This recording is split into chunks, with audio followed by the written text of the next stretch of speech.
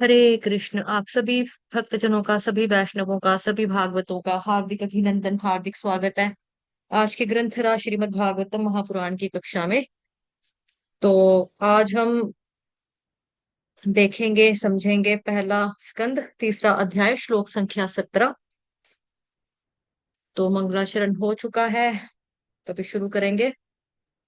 धान्वन्तरं द्वादशमन् त्रयोदशममेव च अपाय यत्सुरानन्यान् मोहिन्या मोहयन् स्त्रिया। अनुवाद और तात्पर्य जगत गुरु श्रील प्रभुपाद द्वारा। श्रील प्रभुपाद की जय। 12वें अवतार में भगवान धन्वंतरी के रूप में प्रकट हुए और 13वें अवतार में उन्होंने स्त्री के मनोहर सौंदर्य द्वारा नास्तिकों को मोहित किया और देवताओं को पीने के लिए अमृत प्रदान किया। तो बेसिकली यहाँ पर 12वें और 13वें दोनों अवतारों की चर्चा यहाँ पर की जा रही है। तो यहीं पर एक ही श्लोक में दोनों के बारे में बता दिया। इतना ही है ये। ठीक। तो 12वें अवतार में भगवान धन्वंतरी के रूप में प्रकट हुए और 13वें अवतार में जो स्त्री का मनोहर सौंदर्य द्वारा नास्तिकों को मोहित किया और देवताओं को पीने हेतु अमृत प्रदान किया। समुद्र मंथन के दौरान वासुकी सांप को रस्सी की तरह इस्तेमाल किया गया। ये पहले भी हमने पढ़ा था 10th चैप्टर में श्रीमद् भगवद गीता, जब विभूति योग किया था। तो वासुकी नाग को रस्सी की तरह इस्तेमाल किया जा रहा था। उसमें भगवान तमोगुण के रूप में प्रवेश करते हैं। देवताओं के अंदर और असुरों के अंदर बल के रूप में प्रवेश करते हैं। स्वयं कच्छप के रूप में अवतार लेते हैं। अजीत के रूप में उसी समय अवतार लेते हैं। धनवंतरी के रूप में भी उसी समय अवतार लेते हैं और मोहिनी के रूप में भी उसी समय अवतार लेते हैं। तो एक ही लीला को करने के लिए भगवान ने इतने सारे अवतार लिए। उसी समय कच्छप बने, हरि बने, मोहिनी बने, धनवंतरी के रूप में आए, बल के रूप में प्रवेश कर रहे हैं, कहीं निद्रा के रूप में प्रवेश कर रहे हैं, कहीं तमोगुण के रूप में प्रवेश कर रहे हैं। तो भगवान ने इतने रूपों में समुद्र मंथन के समय विस्तार किया। इन सब के बारे में हम लोग जब 8वां स्कंद पढ़ेंगे, 8th कैंटो, उसमें डिटेल में पढ़ेंगे। और उसी समय की लीला है जब मंदराचल मंथन चल रहा था, मतलब कि जब मंदराचल को मथा जा रहा था, समुद्र मंथन हो रहा था, तो उससे 14 रत्न निकलते हैं। और आखिरी रत्न के रूप में भगवान धन्वंतरी अपने स्वर्ण कलश में अमृत को लेकर प्रकट होते हैं। भगवान धन्वंतरी जो है वो भगवान विष्णु के ही अवतार कहे जाते हैं। और उसी अमृत को देवताओं को पान कराने के लिए और असुरों को मोहित करने के लिए फिर मोहिनी के रूप में अपना अवतार ग्रहण किया है। बट वो है कौन? भगवान विष्णु ही है। तो जो मोहिनी है वो भगवान जी का, जैसे यहाँ पे लिखा हुआ है, स्त्री का रूप है।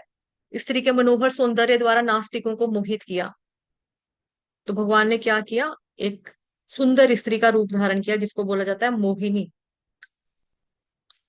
ठीक। मोहिनी रूप लिया भगवान जी ने। मोहिनी का मतलब जो सबको मोहित कर दे और उसके मोह में वशीभूत होकर हर कोई भूल जाता है। इसके बारे में महाभारत में भी आता है, अन्य शास्त्रों में भी वर्णन मिलता है कि समुद्र मंथन के समय जब देवताओं और असुरों को सागर से जो अमृत मिल चुका था, तब देवताओं को ये डर था कि कहीं असुर पीकर, अमृत को पीकर अमर ना हो जाए। और जो असुर थे वो सारा खुद पीना चाहते थे कि हम पियेंगे और तहलका मचाएंगे, आतंक फैलाएंगे। तब वे भगवान विष्णु के पास जाते हैं, देवी देवता, और भगवान से प्रार्थना करते हैं कि ऐसा करने से प्लीज आप रोको, इस चीज को रोको, बचा लो। तो भगवान विष्णु ने मोहिनी का अवतार लेकर जो अमृत था वो देवताओं को पिलाया और असुरों को मोहित करके उनको अमर होने से रोका। तो ये कथा आती है कि समुद्र मंथन के दौरान जो भगवान धन्वंतरी विष्णु के रूप में प्रकट हुए और जो असुर थे भगवान धन्वंतरी से अमृत कलश लेकर भाग गए, तो विष्णु भगवान ने क्या किया?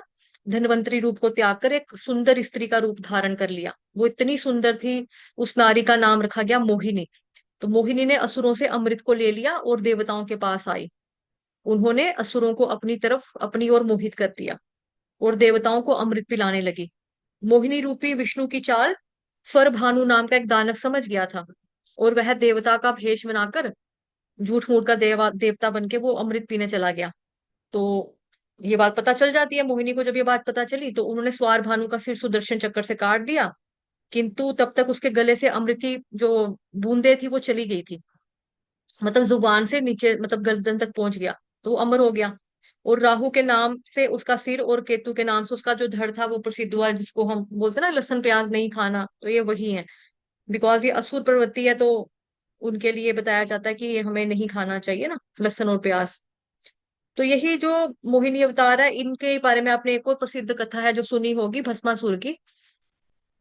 कि एक पुराने समय में क्या था, एक राक्षस था, दैत्य था। तो भगवान शिव जी की उसने तपस्या की, शिव जी को प्रसन्न कर लिया। शिव जी पर प्रकट होते हैं, शिव जी बोलते हैं, हाँ बेटा मैं बहुत खुश हूँ आपकी ये तपस्या से, बताओ क्या चाहते हो, क्या वरदान चाहिए। वो कहता है, मैं, आप मुझे ऐसा वरदान दो, मैं जिसके भी सिर पर हाथ रखूं वो भस्म हो जाए। पहले तो शिव जी मना करते हैं, फिर वो शिव जी को ब्लैकमेल करना शुरू कर देता है, अगर आप नहीं दोगे तो भाई मैं बदनाम करूंगा, देखो लोग कहते हैं भोले बाबा सब कुछ देते हैं, आशुतोष है, शिव जी कुछ नहीं दिया। मैंने प्रसन्न भी किया, तपस्या भी की, प्रकट भी हुए, फिर भी मुकर गए, कुछ नहीं दिया मेरे को, और मैं अपने आप को मार लूंगा, मैं सुसाइड कर लूंगा। तो फिर शिव जी बोलते हैं कि नहीं नहीं ऐसा मत करो, तो फिर शिव जी उसको तथास्तु कर देते हैं। अब इसके अनुसार क्या है, मतलब कथा के अनुसार भस्मासुर ने इस शक्ति का गलत प्रयोग जो था वो करना था। तो अब उसने क्या किया, ये देखने के लिए कि भाई मेरे को वरदान तो दे दिया शिव जी ने, तथास्तु बोल दिया, तो अब मैं चेक करता हूँ कि ये वरदान चलता भी है कि नहीं है, टेस्ट करूंगा। तो टेस्ट भी किसके ऊपर करने के लिए दौड़ा, वो सबसे पहले शिव जी के पीछे ही भागा। अब शिव जी को कहता, पहले आओ आप अपना सिर लेकर आओ, तो मैं आपके सिर पर चेक करूंगा कि ये वरदान आपका चलता है कि नहीं चलता। अब शिव जी ने मन ही मन में विष्णु भगवान जी का चिंतन किया, उनका ध्यान किया, उनसे हेल्प मांगी, सहायता मांगी। तो विष्णु भगवान जी ने क्या किया, एक सुंदर स्त्री का रूप धारण किया, और जो भस्मासुर था उसको आकर्षित किया, मोहित किया, और उसको बोला कि मेरे साथ मेरी तरह डांस कर ले। वो भी डांस करने लग गया, नृत्य करने लग गया। तो नृत्य करते समय भस्मासुर विष्णु जी की ही तरह टोटली उसको कॉपी करने लगा, भगवान विष्णु को जैसे जैसे वो कर रहे थे वैसे वैसे नकल करने लगा। तो भगवान विष्णु ने क्या किया, उचित मौका देखा, और अपना सिर, जैसे हम बोलते हैं ना, हम ठुमका मारते हैं, जैसे एक सिर हाथ पे रखते हैं, एक सिर कमर पे रखते हैं, उसी तरह से भगवान विष्णु ने एक सिर अपना हाथ पे रखा, एक कमर पे रखा, और ठुमका मारा। तो उसी जो राक्षस था दैत्य भस्मासुर, उसने भी सेम नकल उतारी, और नकल की उसने, तो फिर क्या हो गया, वो अपने आप ही भस्म हो गया। तो शिकार खुद वो खुद शिकार हो गया। तो इसी तरह से भस्मासुर अपने ही वरदान से भस्म हो गया। ठीक है जी। तो आज के लिए इतना ही, कल हम दोबारा से आपसे पुनः भेंट होगी। वाञ्छा कल्पतरुभ्यश्च कृपा सिन्धुभ्येव च पतितानां पावनेभ्यो वैष्णवेभ्यो नमो नमः। अनंत कोटि वैष्णव वृंद की जय, जगत गुरु शील प्रभुपाद की जय, श्री कृष्ण चंद्र भगवान की जय, ग्रंथराज श्रीमद् भागवतम महापुराण की जय, श्रीमद् भगवद गीता यथारूप की जय, आज के आनंद की जय, आप सभी भक्तजनों की जय। हरे कृष्ण, धन्यवाद।